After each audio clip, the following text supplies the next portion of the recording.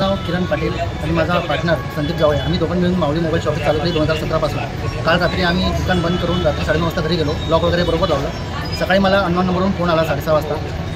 त्यांनी सांगितलं की तुमचं शटर उघडलेलं आहे, अर्ध तुटलेलं आहे, तुम्ही चेक करा तुमचं दुकान फुटलेलं असेल। आम्ही आलो तर खरंच दुकान फुटलेलं होतं, शटर तुटलेलं होतं। आतमध्ये गेलो तर आतमध्ये कॅश नव्हती, जी काही कॅश होती आमची 15-20 हजारची नव्हती। आणि नंतर मोबाईल आमचे छोटे मोबाईल होते बेसिकवाले ते पण चोरीला गेले होते, हेडफोन बड्स नेक बँड ते सर्व काही चोरीला गेलेलं। अंदाजे हा माल तरी असेल 50-60 हजाराचा माल असेल आमचा काल रात्री चोरीला गेला।